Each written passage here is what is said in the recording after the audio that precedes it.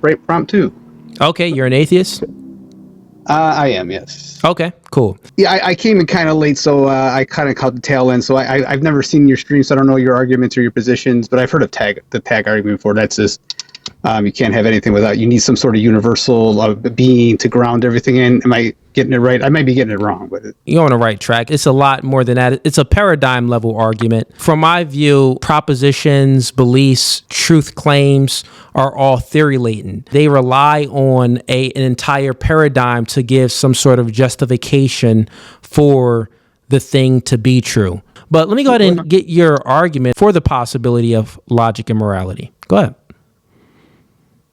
I would say logic and, well, morality would come from humans, right? We would say what's right and what's not right. Now, obviously, there's a subjective element to that, right? But you can still make, or at least lead to, an objective standard, even through subjective means. Even through selfish means, I can still come to altruistic answers. Like, because you and I both agree we're human, we share space on this planet, right?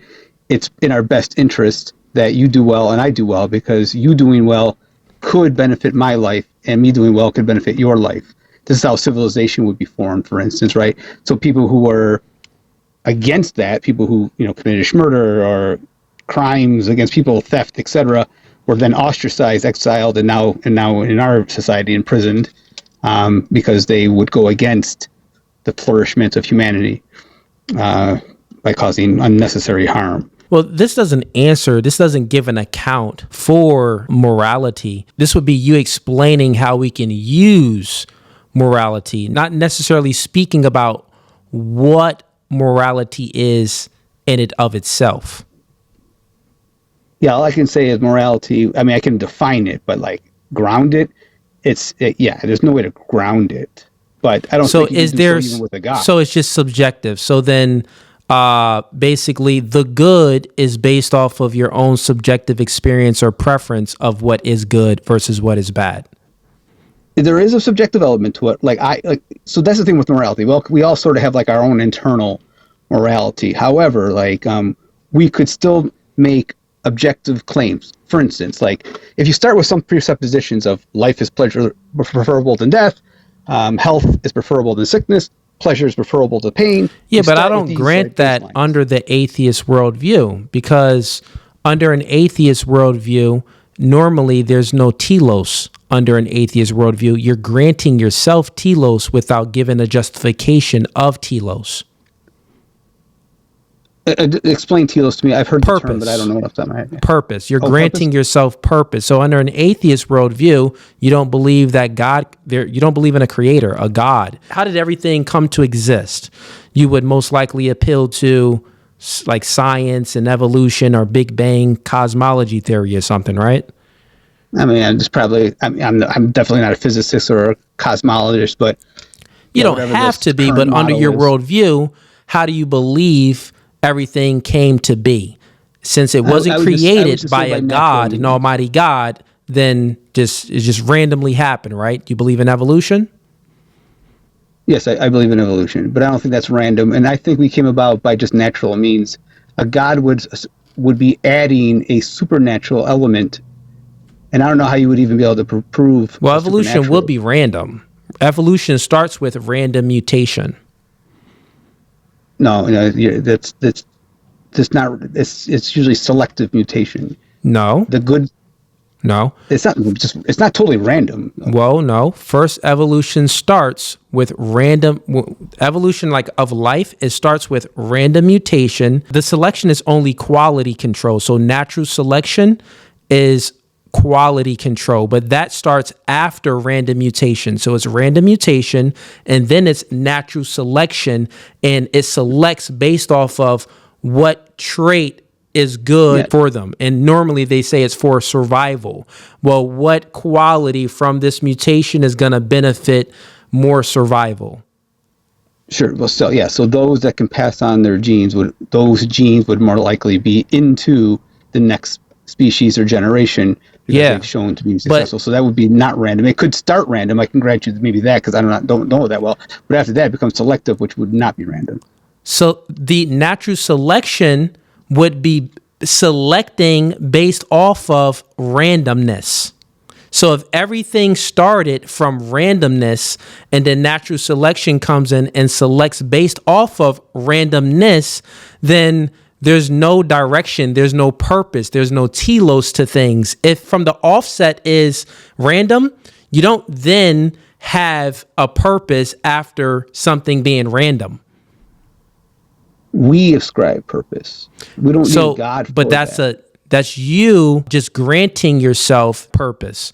Well, how did we get it from, right? I could tell you this. I do believe that we do have purpose, right? Sure. But I can give an epistemic justification under Christian ethics of where our purpose came from.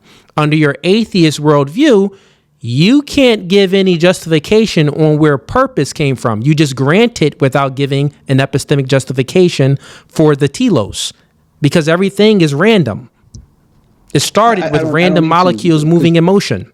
Sure, but yes, in the scheme of things in the universe, yes, the universe doesn't grant us purpose. We don't have purpose. We give each other purpose. My purpose, which means that my children. You're just granting yourself that we give. It's an incoherent position. It's like you're jumping. No, it is. It's like you're playing basketball, right? And without a referee, and it's just well, that's a foul. Wait, how do you? Is it really a foul?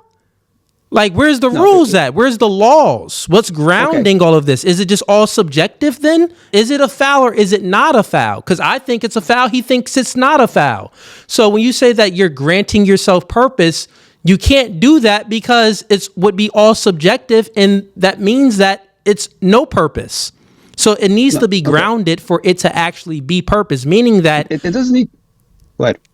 Finish meaning that under your atheist worldview, you would have to give some sort of epistemic justification for the purpose. We know in reality currently right now, there's purpose, right? We tend to have some purpose in some sort of direction in life. We want to survive. We want to do certain things. We love our children. We want to make sure they're okay. That seems to be the normativity in life. We want these things. This is just how human beings are.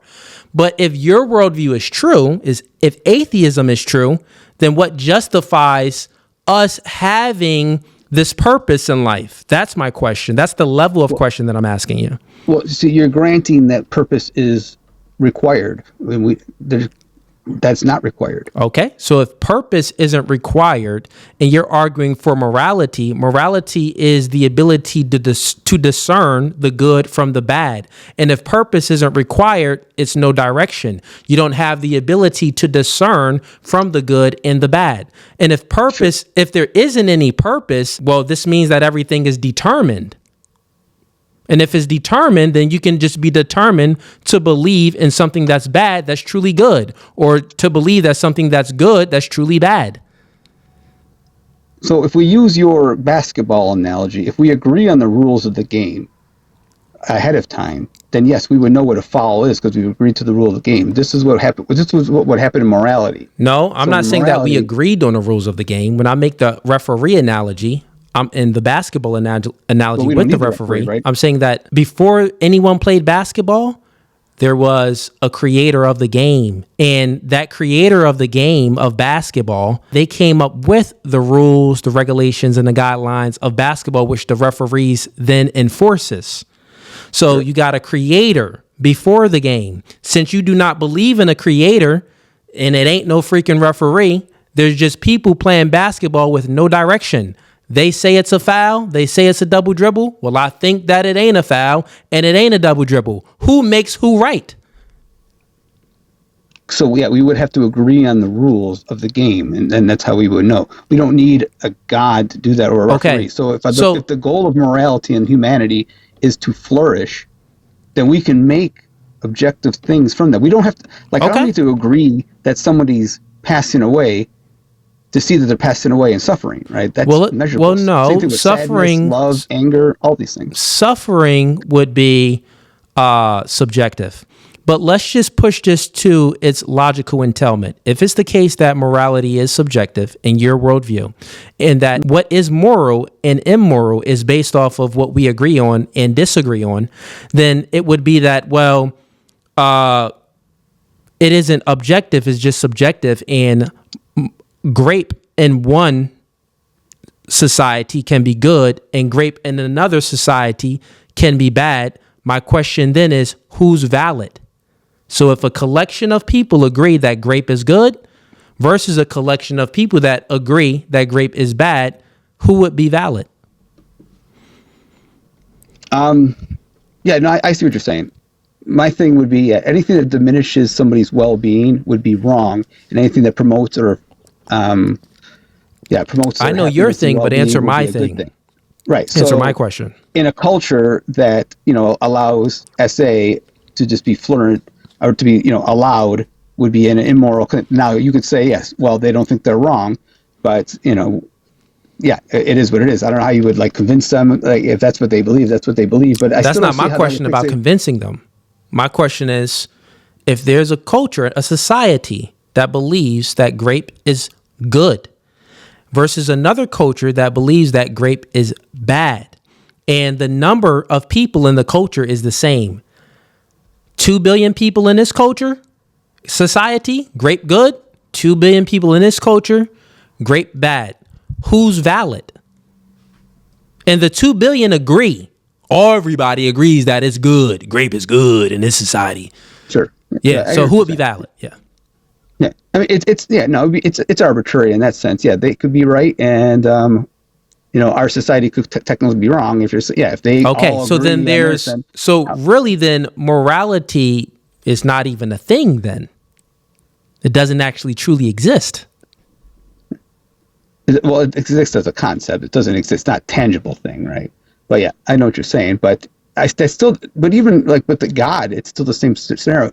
You're just as subjective as I am, right? You've picked the Christian God, right? No. How did you choose that? No. We'll get to my position first, okay. But I need you to try to justify your position. So sure. One, you just admitted to the defeater. You just conceded on it. If it's the case that morality is subjective, you can't determine who's actually right and who's actually wrong. And under your worldview, it really doesn't exist. Then it's kind of just our own subjective feelings, and there's no true there's no true standard of what is moral and immoral. And if there's no true standard, then basically the thing itself doesn't truly exist. It's just something that we've made up in our head. So then you're not giving an account for morality. You're actually arguing that there isn't morality. I would say there's still morality. No, that it's a defeater. It's there's no morality. You can't give. Who's more valid? Okay, but we can agree there is morality. No, morality exists. Not from your worldview. Who's more valid? No, that's a different question. No, it's morality, not. No, just in general. No, it's not. No. No, you don't understand the level of question. You don't understand what I'm asking. If it's the case, I'm just doing an internal critique from what you said. You said morality reduces down to consensus, what we agree on. Okay, well, there's a society that they agree that this thing is good. There's another society, they agree that this thing is bad. Who's right and who's wrong? You say that, well, no one's right and no one's wrong. If you get rid of the right and the wrong, there's no more morality. You did not give an account for morality. You refuted your own position. No, there's still right and wrong. No, there's no right from wrong. Yes, there is. No, it isn't. Even this bad culture that's doing what we would deem bad, they still have their own moral system on what's bad. So morality exists. It does not. There's no right from wrong under your worldview. There's only force. There's only force. So what it truly means is, if you take the logical entailment of your position and we fully, play out the hypothetical, if we let the hypothetical play out, if there's a collection of people that agree that grape is good, a collection of people that agree that grape is bad, who would be more valid? It's going to come down to who can enforce their beliefs amongst one another. And the person that has the most force, like let's say if the people that agree that grape is good, well, if they beat out the people that agree that grape is bad, then actually grape is going to be good. So it's going to reduce down to force, where then it gets rid of morality. There's no morality in the world. There's only force is what you can enforce. Yeah. There's no good and bad. It's what you can enforce. Yeah. When it comes down to like something like a force doctrine, then like, yeah, sure. Like whoever like has the force, like, well, that's what I'm saying is that's the logical entailment to your argument, where in your position, the prompt 2 is atheists cannot give an account for logic or morality. You just described the situation that there wouldn't be any morality. There would just be force. Yeah, but there's... So you did not give an account for it. You just eliminated it within your worldview. Sure, yeah. There's still they still have what's good and bad. No, there isn't. It's just force. You literally use the words, hey, grape is good in their culture. Good implies morality. No. A word is a concept.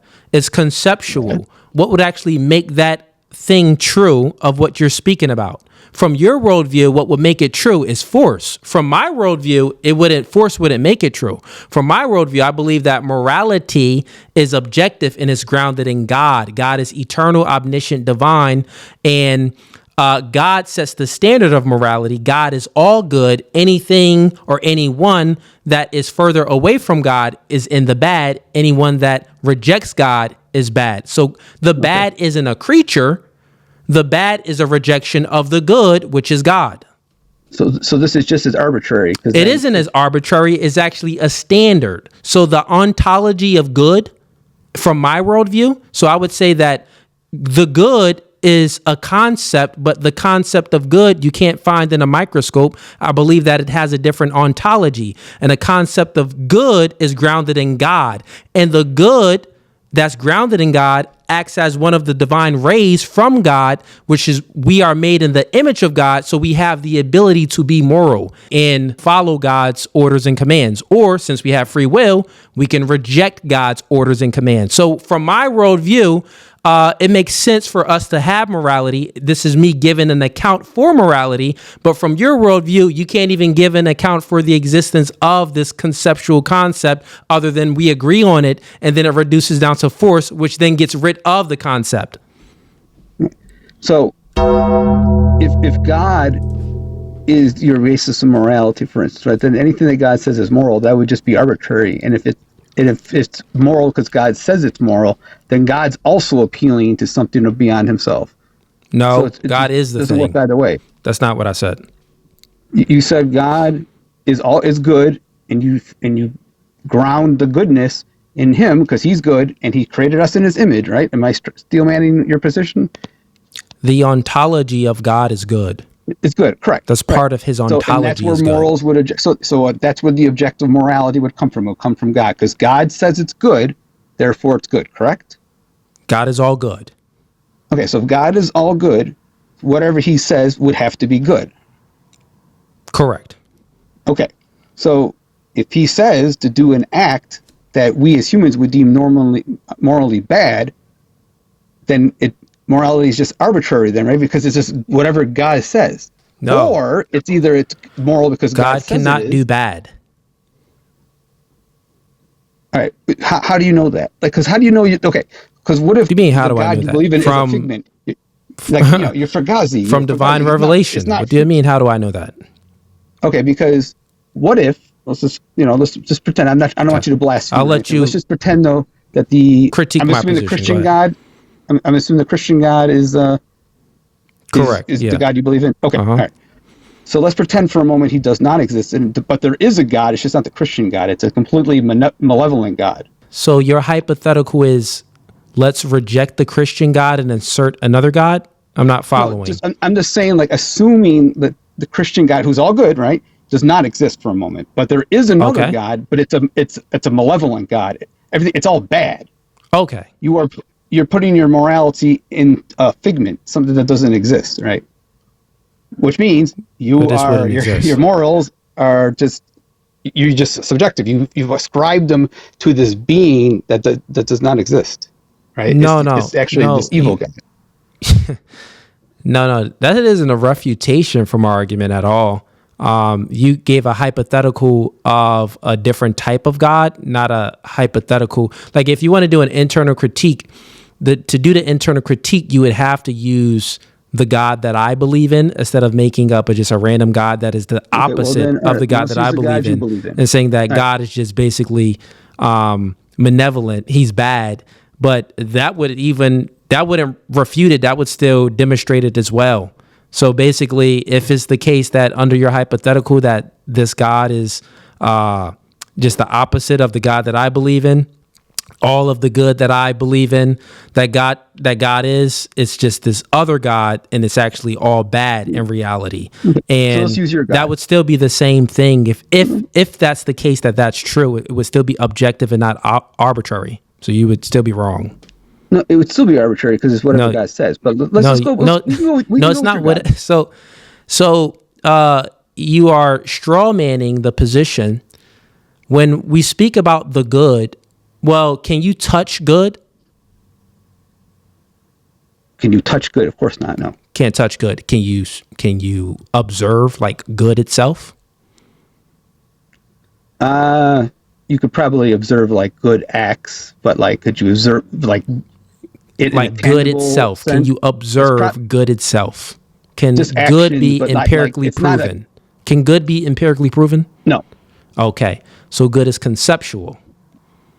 Right? Correct. Got it. So, and the concept of good, I'm saying under your worldview, is subjective. If it's subjective, it reduces down to force. Under my worldview, it's not subjective. It's not based off, and subjective is mind dependent. Objective is mind independent. So independent of human minds. And I'm saying that the good is grounded in God, right? And the good, since we are made in the image of God, we are able to act in a way and adhere in a way to the good. But since we are also made with free will, the ability to have free choice, we can choose to act in a way to not adhere to the good. So the good itself is grounded in God because God is good. So real quick, when I say that the good is within God, I'm describing God's ontology in a way, not fully exhausting it and describing every aspect of his ontology, but I'm describing part of God's ontology, which is good, and that would be objective. God is eternal, omniscient, omnipotent, and omnipresent. And that's what gives the grounding, because the type of being God is. So meaning that God doesn't change. He's not grounded by time, space, and matter. And he's always that. So he's always good. The standard of good never changes. Make sense? So it's not arbitrary. We have a clear standard of what is good, and that's God. No, it could be arbitrary, because what if he said tomorrow, hey, you guys can own people as property again? That would have to be good, right? That would be a contradiction. God cannot contradict himself. It happened before? No, that would be incorrect. That would be you misunderstanding scripture. So once again, God cannot contradict himself. So the laws of logic itself is also grounded in God.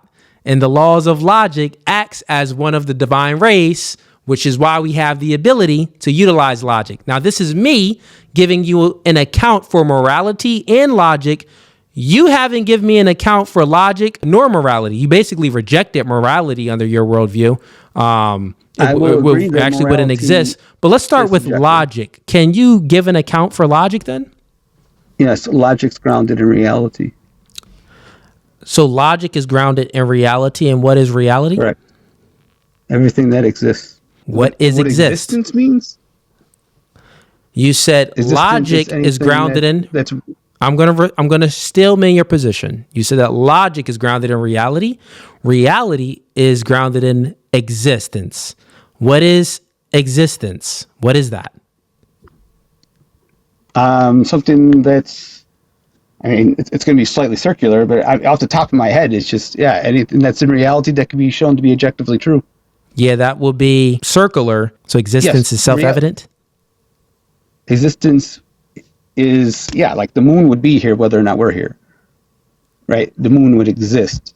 Same thing with logic. Logic exists without us. Okay. So existence just exists, and that's self-evident.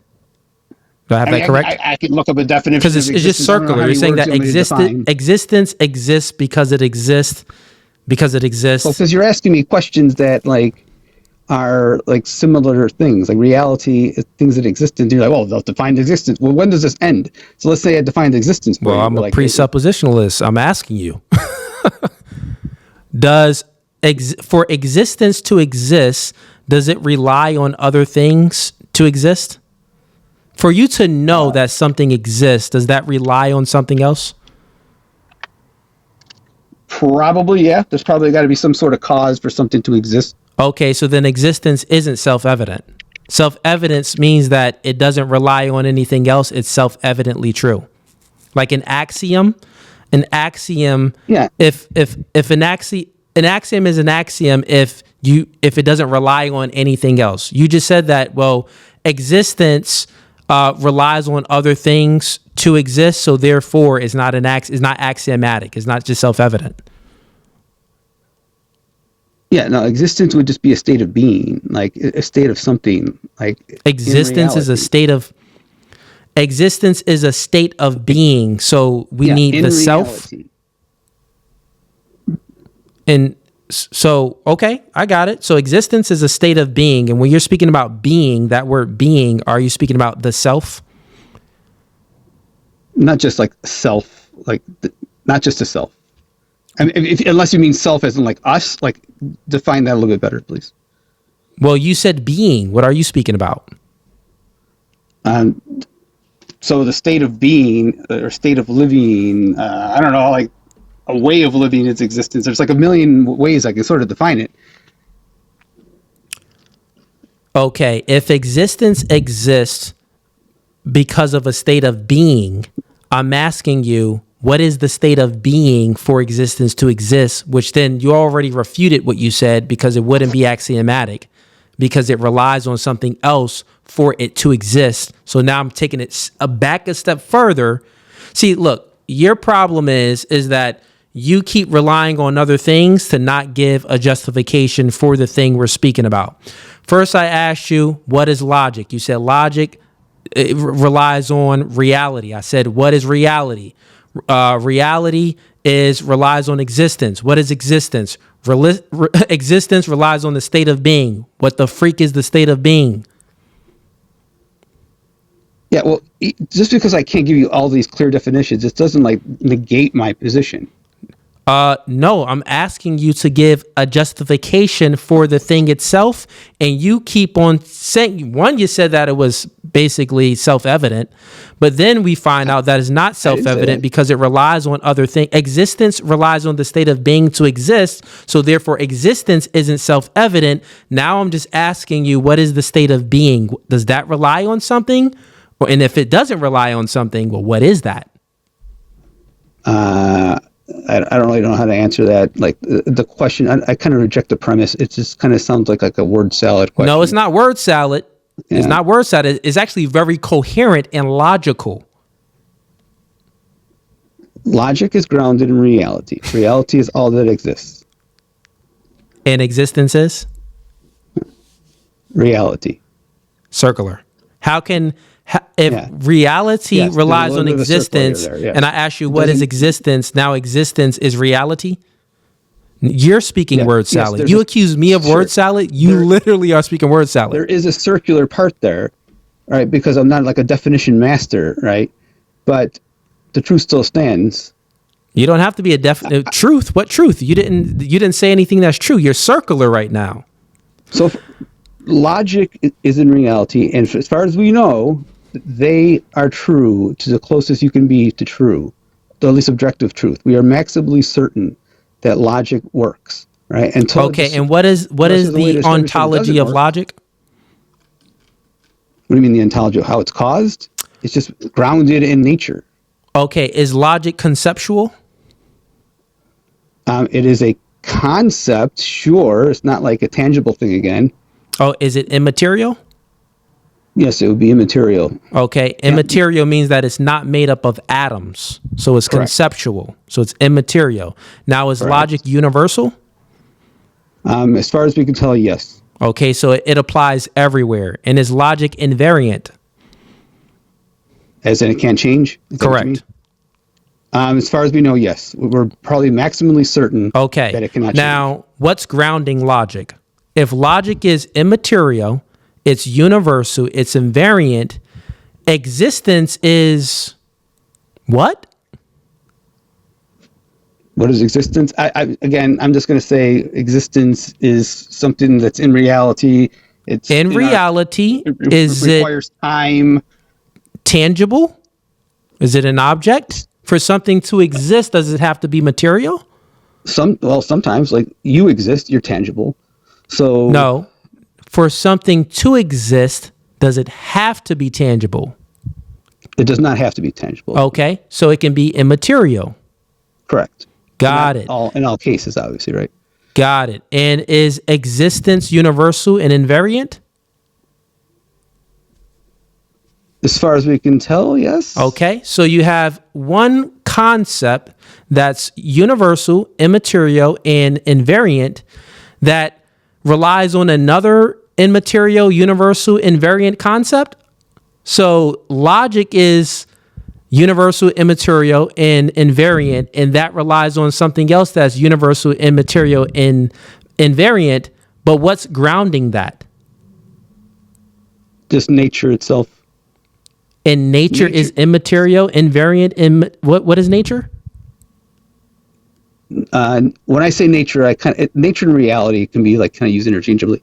We could even say cosmos if you want. I mean, what word would you be satisfied with?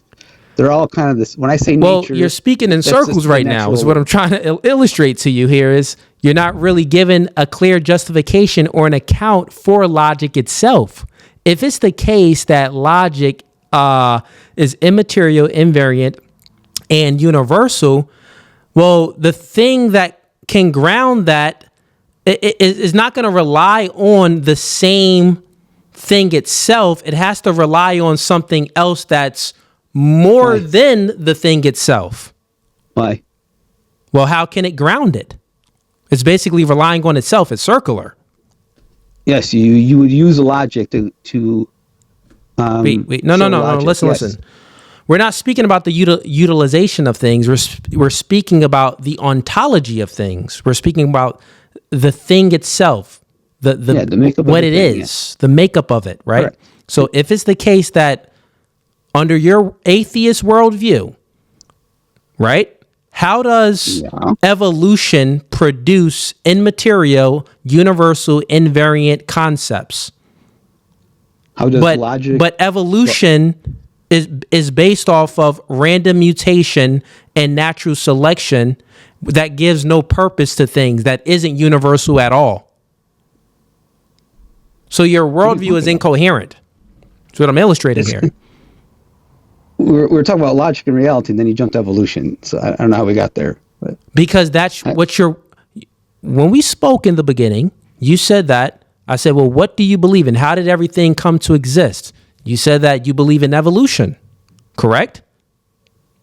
I do believe in evolution, but And then But, do you like, how we so came to if you exist believe in without being evolution, evolution is like how life came to be. There's abiogenesis, biological evolution, but then you have cosmology evolution. So like usually they resort to like Big Bang theory. Where's your angle at here? Is it Big Bang?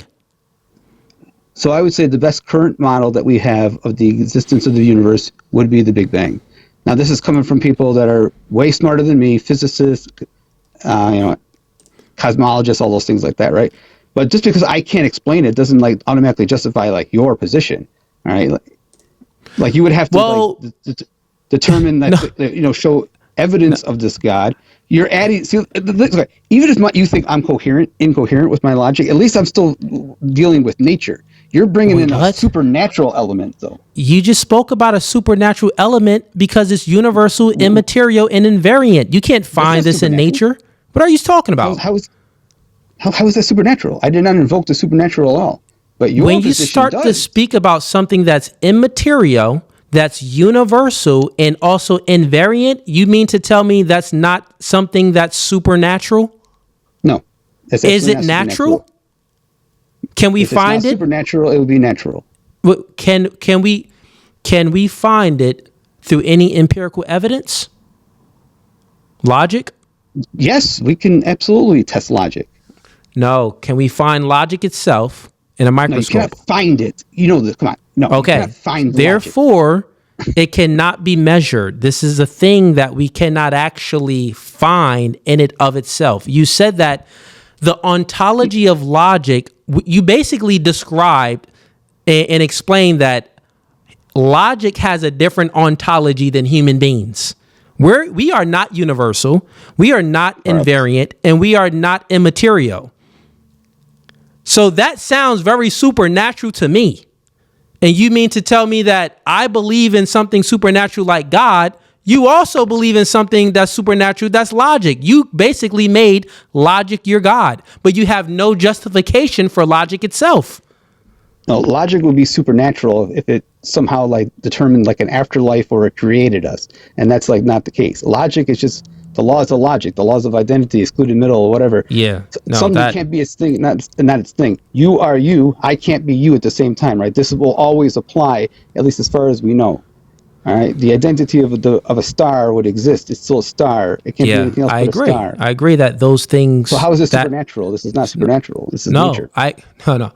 I agree that that is true. How we utilize logic, how you explain, perfectly right. But I'm asking about the thing itself, logic in it of itself. If you believe, so you're an evolutionist and you believe that basically the Big Bang Theory and then, evolution of biology, how life started. But you make a huge jump when you say that, well, everything is basically matter. You take a physicalist approach, but then you also include a non-physicalist approach because you believe in immaterial concepts. Now, this immaterial concept of logic, I'm asking you, can you find it in the brain in a microscope? Yes or no? Can you find logic in the brain or microscope? Is that what you said? Can you find it? Does it derive from the brain? You already admitted to it and you said no, because you said logic would still be here if human beings wasn't here. 1 + 1 would still equal 2 if human beings wasn't here. We use our brains. Yes, we use our brains to use it, obviously. Got it. So it still would be here without us. Okay, got it. So listen to this. If it's the case that logic itself is immaterial, invariant, and also universal, and it would exist if human beings wasn't here, and it's a concept, and concepts are held in what? What are concepts held in? What? In our minds. Okay. Got it. You just admitted that concepts are held in minds, but if human beings wasn't here, the concept of logic would still be true. It's immaterial, invariant, and also universal. This would have to be grounded in some sort of mind that's immaterial, invariant, and universal. A supernatural God's mind. You just admitted to God. You just cooked yourself. You smuggled that in. No, you just cooked yourself, bro. You just admitted. You smuggled in the being. What? You smuggled in a being. No. I smuggled in mind. You said it only can exist in a mind. Is it conceptual? If it's conceptual, concepts exist in minds. If human beings wasn't here, you admitted and said that this concept would still exist. Well, where would it exist? Where would it exist in, and what would it exist in? It would have to be some sort of mind, but the type of mind would have to be different than our mind. We're finite beings. We die. We're made up of flesh. So it would have to exist in a sort of mind that's eternal, that's not finite, and a mind that's omnipotent, so it doesn't change over time. So it's invariant and also universal. And that, what I'm describing to you from a Christian lens, would be God's mind. I can ground it within God's mind, within Christian doctrine, and give a clear account for it. But from your atheist worldview, you grant yourself immaterial concepts and admit that they exist without human beings being here, but you have no way to ground it because you believe in no God. I don't need to ground it in a God. Why can't it be grounded in reality? Can it be I don't know, Hey, I you're don't a know why funny you guy. like- Listen, I'm gonna bring up some more people. I'll have you go ahead and watch the debate back, so maybe you before can I learn go, from a it man. was really- But listen, brother, have a good one, bro. I had you up here long enough. It was fun. That was a cook session, chat. That was a cook session. That's what you call Thanksgiving when it ain't Thanksgiving.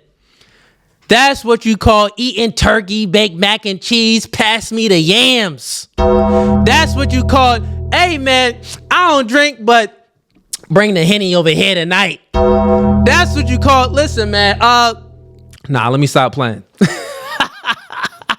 So if you like this video and want to watch more, click right here. But if you want to watch the full episode, click right here.